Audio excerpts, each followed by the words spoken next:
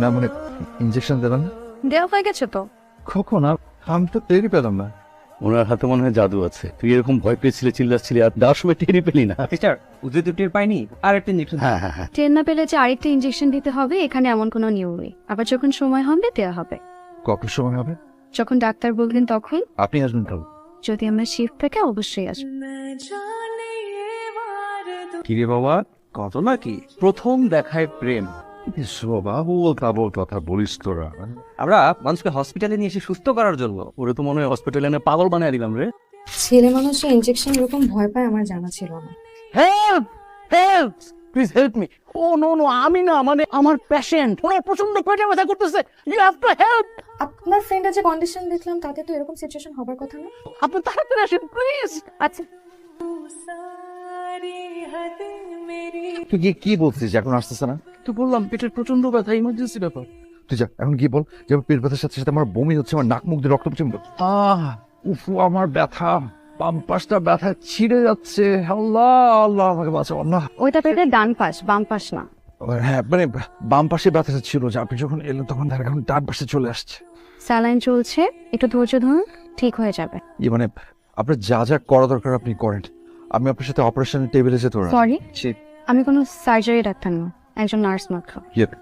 আমার না জ্বর জ্বর লাগছে খুব, প্লিজ একটু দেখবেন না আমার জ্বর আসছে কিনা।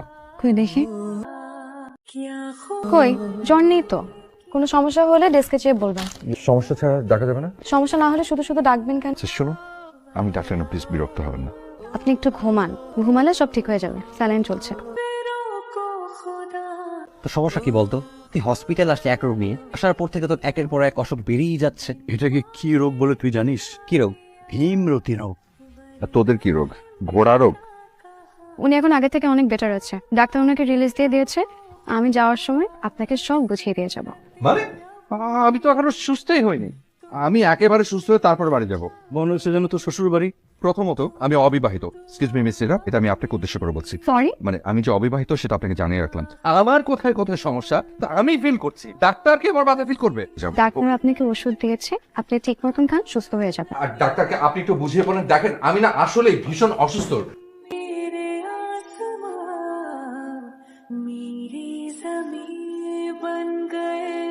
এই শত্রুর দল, আমার দিকে ভাবে তাকিয়ে আছিস কেন? যা একটা বাস নিয়ে আয়। বাস কেন? আমার মাথা একটা বাড়ি দিবি, মাথা ফেটে টুচির হয়ে যাবে, আমি মেডিকেলে থেকে যাবো। তার মানে তুই হাসপাতালে যাবি না? না তুই যাবি না? না, ঠিক থপ করে দিবো। ভাই, আবার কি শুরু করলি? রশি কোথায়? রশি, আরে রশিতে বাঁধবো আবার। मत हो कोई तुझे बेइंतहा प्यार दूं सारी हद मेरी अब मैंने ইরা দেখেন, আমার না আঙ্গুলটাই কেটে গেছে। কই দেখি। নখ কাটতে কিরকম কেটে গেল? এটা তো খুবই সিম্পল। এটা এমন ঘটা করে বলার কি আছে? কি বলছেন? এটা সিম্পল। এই কাঠ থেকে যদি ইনফেকশন হয়ে যায়? আমি বলি কি, আমাকে না ভালো দেখে একটা কেবিন বুক করে দিন, তারপর একদম রিস্ক ফ্রি হয়ে তারপর বাসা যাই। দেখুন, আপনি যেমন পাগলামি করছেন এটা কিন্তু সবাই নোটিস করছে। পরবর্তীতে আমার চাকরিতে প্রবলেম হতে পারে, এমনকি আমার চাকরিটা চলেও যেতে পারে।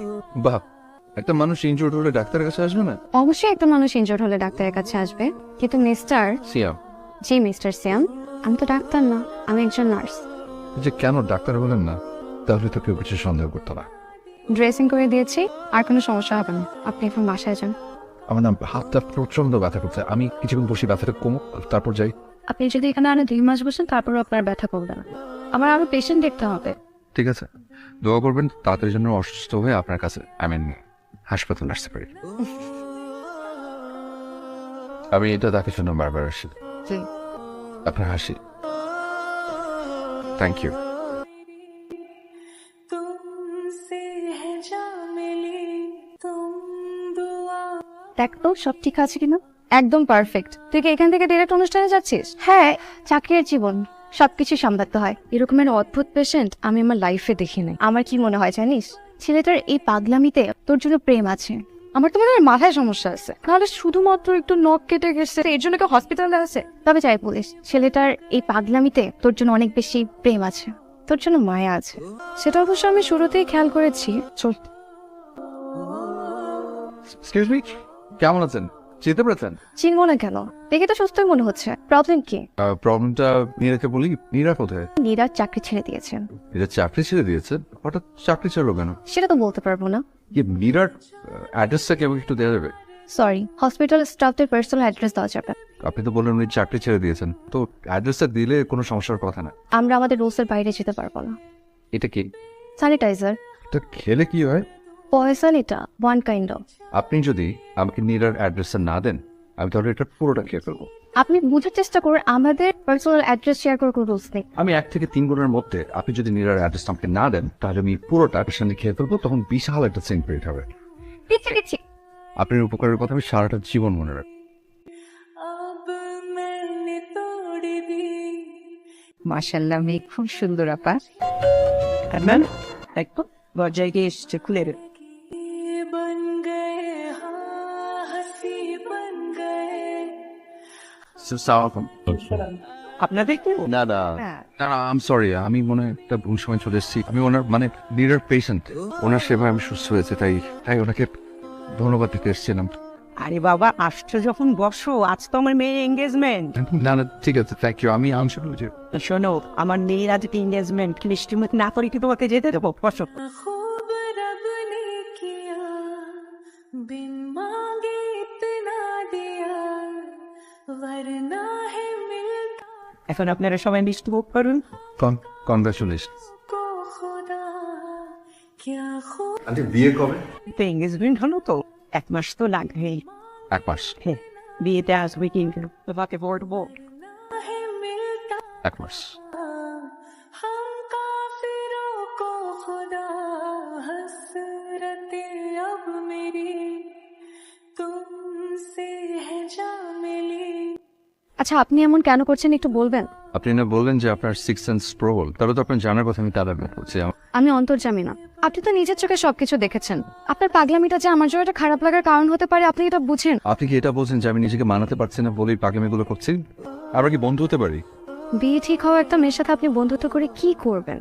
আপনার বিয়ে হয়ে গেছে বলেই বন্ধুত্ব করতে চাচ্ছি, তাহলে বিশ্বাস করুন আমি সরাসরি অন্য কিছু বলে দিতাম। আপনি কি পারবেন হুট করে বন্ধুত্বটা মেনে নিতে? কেন পারবো না? আপনাকে ডিসকাউন্ট দিলে চলবে? সে ডিসকাউন্ট। ফ্রেন্ডশিপের ডিসকাউন্ট। ধরে নিন আপনি যতদিন পর্যন্ত কবুল না বলছেন, আমি যদি ততদিন পর্যন্ত আপনার বন্ধু থাকতে চাই, আপনার বিয়ের পর আর না হয় যোগাযোগ না রাখলেন হবে। এর মানে কি দাঁড়ালো? ক্ষণিকের বন্ধুত্ব। আমি কি আপনার একজন ক্ষণিকের বন্ধু হতে পারি? हर जीत भी हार दूं कीमत हो कोई तुझे আচ্ছা, তুমি আমাকে একটা জিনিস বলো, মানে এরকম এত সুন্দর একটা নার্স বিয়ে শাদী করে চাকরি ছেড়ে দেয়, তাহলে আমাদের মতো পেশেন্টের কি অবস্থা হবে? আমি একাই তো নার্স না, আরো কত কত নার্স আছে। তো সবাই তো তোমার মতো কিউট না। পেশেন্টদের কি দরকার, নার্সের কিউটনেস নাকি সার্ভিস? আমার কাছে মনে হয় সেবা যত্নে অর্ধেক সুস্থ হয়ে যায়, বাকি অর্ধেক সুস্থ হয় কোনো সুন্দর কিছু দেখে। আপনাকে কে বলেছে আমি সুন্দর? আমার চোখ তোমাকে দেখে ব্রেনকে সিগন্যাল দিয়েছে যে তুমি সুন্দর, আর আমার মন সেটাতে হ্যাঁ ভোট দিয়েছে। আবির ফোন দিচ্ছে, এখন রাখছি। হ্যাঁ, এত রাতে কার সাথে কথা বলছিলে? সিয়াম ফোন দিয়েছিল। ওই ছেলেটা যাকে তুমি ক্লিনিকে সুস্থ করেছিলে? আমি জাস্ট কিছু ট্রিটমেন্ট দিয়েছিলাম মাত্র। তো এরকম কয়টা পেশেন্ট আছে তোমার কাছে এবং তাদের সাথে তোমার রাতের বেলা কথা হয়? সবার সাথে কেন কথা হবে? উনি মাঝে মধ্যে আমার খোঁজ খবর রাখে। তো ওনার খোঁজ খবরটা কি একটু বেশি হয়ে যাচ্ছে না নীরা? হয়তো হচ্ছে, সামনেও হবে। আমরা ভালো ফ্রেন্ডও। তোমাকে আমি মিথ্যা বলতে পারতাম না, কিন্তু আমি চাইনি যে আমাদের সম্পর্কের মাঝে কোনো মিথ্যা আসুক। बिन मांगे আমি একটা প্ল্যান করেছি।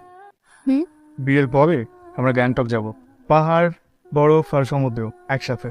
তোমার যেটা ভালো মনে হবে সেটাই। আর আমার সাথে একটু বের হবে? আমি একটু তোমার সাথে শপিং এ যেতাম। তুমি মাকে ফোন দিয়ে বাসায় পারমিশন নিও। যদি মা পারমিশন দেয় আমার তো কোনো প্রবলেম নেই। তোমার ফোনটা অনেকক্ষণ ধরে বাজছে, ধরো। হ্যালো, আচ্ছা আমি আপনাকে পরে ফোন দিচ্ছি, আমি একটু বিজি। রেখে দিলে যে? এক তো তোমার সাথে আসছি, এখন আমার পুরো টাইম তোমার জন্য, অন্য কারোর জন্য না। মীরা, একটা পেশেন্ট আর একটা নার্সের সম্পর্ক ঠিক ততক্ষণ পর্যন্ত যতক্ষণ পেশেন্টটা হসপিটালে থাকে। উনি তো বাদ দাও না, তো পাগল পাগল। ইদানিং উনি পাগলামিটা একটু বেশি করছেন। শোনো, তোমার জন্য আমি ইম্পর্টেন্ট, উনি না। ওয়েল, কি খাবার? कर मुझे पता आवारगी बन गए সিয়াম, তুমি কিছু বলার আগে আরো কিছু বলার আছে। আমি জানি না সেদিন আমার কি হয়েছিল, তোমার এই চোখ দুটো দেখে মনে হলো সময় হয়েছে কাউকে ভালোবাসি বাবার, কাউকে ভালোবাসেন। নিজের ভেতরকার পাগলামিটা বেড়ে গেল শত গুণ। হিসেব কষে মেলানোর আগেই কি যেন একটা অন্য কিছু সাহায্য হলো তোমার জন্য।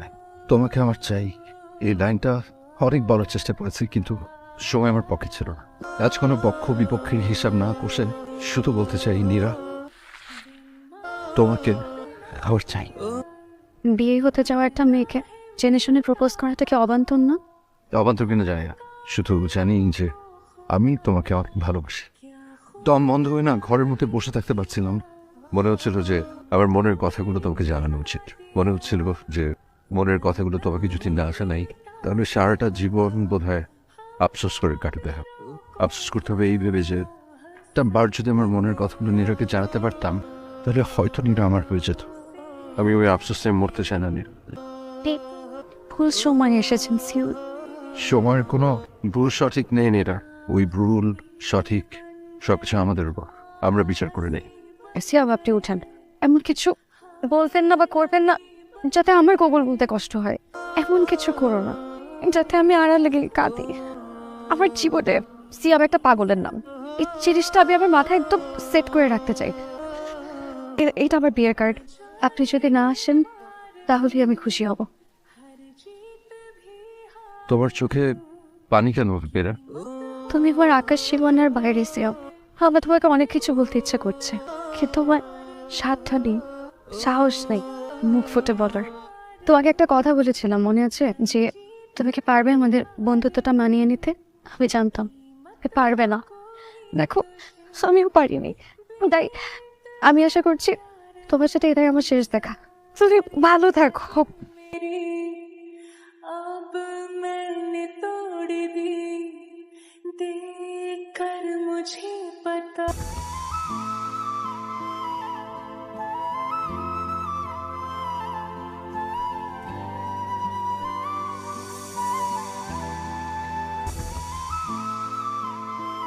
হ্যালো, आसमां मेरी ज़मीं बन गए।